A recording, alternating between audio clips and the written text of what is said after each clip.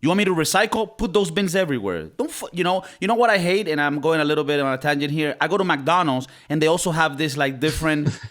I'm sorry, Tavo. I know this is not part of getting to zero, but they have different sections for you to throw away your trash, organic, plastic. I'm like, bro, when I go eat fast food, don't put me to recycle.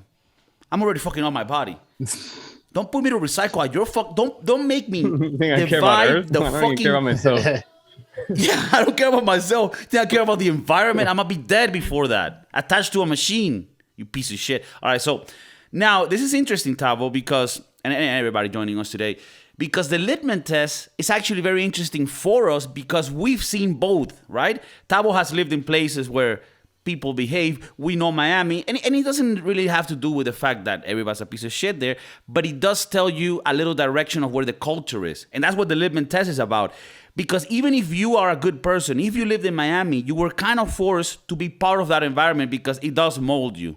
And if you do not go with the herd in all fucking scenarios, you will be, cast out, right? You can't just be behaving goody-goody when everybody's fucking up because then you're going to be the little bitch. Look at that fucking idiot returning his card. Right? Look at him with his fucking mask. Fucking, So it is actually, the mask thing was also a Litmus test in its time.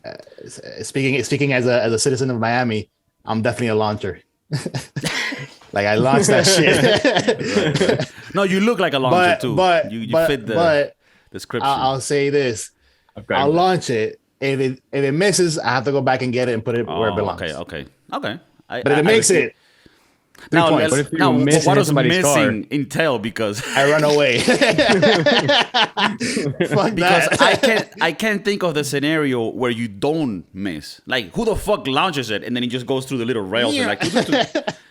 I think what you mean is, if it doesn't land near it, then I'll go and fix it. But if it's around the vicinity, even if it's blocking the road, well, I think it's interesting because it does say a lot about how society molds you, right? And like, if you live in a place where everybody behaves and you start seeing everybody return the cards, that does say something about that society. And it doesn't necessarily mean they're better than the others, but it does say something, This happens like if you go to very nice European countries, the metro station doesn't even ask you for a ticket. You can just go through, but most people pay it. Now in Spain, you could say it's like the Miami of Europe.